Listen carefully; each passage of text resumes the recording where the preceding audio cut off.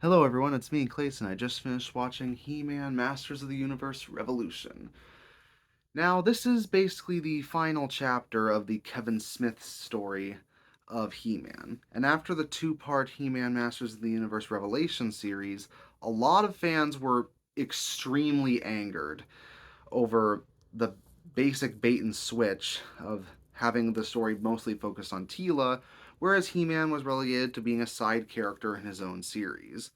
So with this bringing in Hordak from the She-Ra series, giving us a new Skeletor who's a mix of magic and technology, and giving us basically the end of this storyline in just 5 episodes, does it do anything to rekindle what little faith people have in Kevin Smith at this point?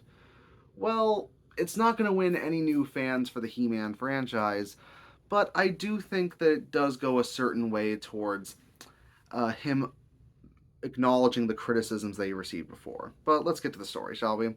The story happens to feature King Randor dying, and Adam needs to take over as king afterwards. But when Keldor, King Randor's brother, arrives, it seems that a plan is put in place by Skeletor, now known as Skeletech, to basically take over Eternia with the help of uh, of Hordak, played by Keith David.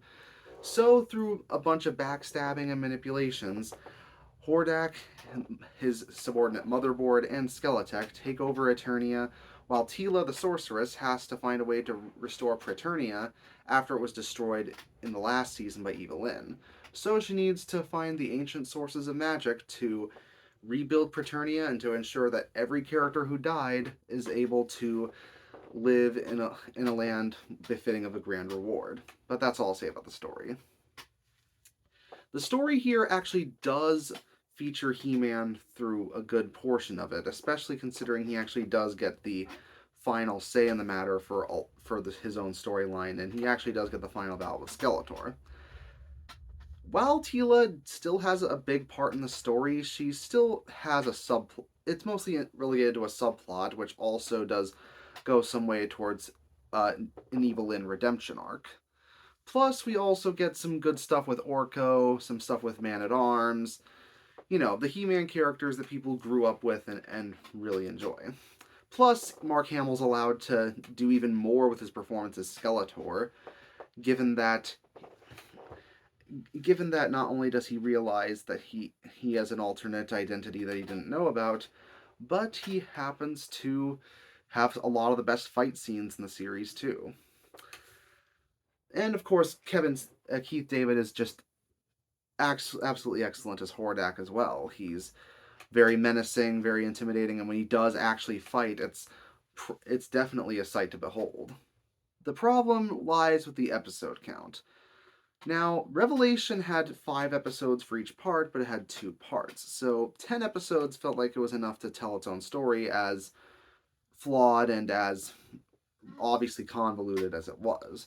This only has 5 episodes to go through a revolution in Eternia, to deal with a redemption arc for Evil Lyn, to deal with a quest for Teela to gain ancient sources of power, for Keldor's to be introduced and given a backstory, and for us to deal with several battles in Eternia that only take place after the halfway point. So obviously 5 episodes is a lot to do it in.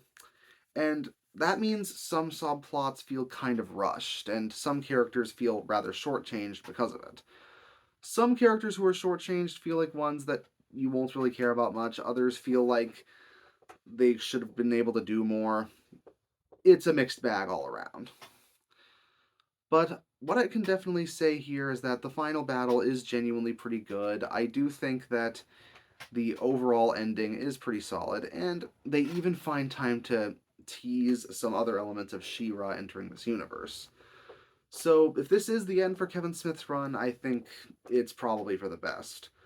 But I do think it's a genuinely fun He-Man adventure that Powerhouse Animation gets to really flex their muscles with. So it's kind of a mixed bag, but that's this series as a whole. I'll give it a 6 out of 10. See you next time.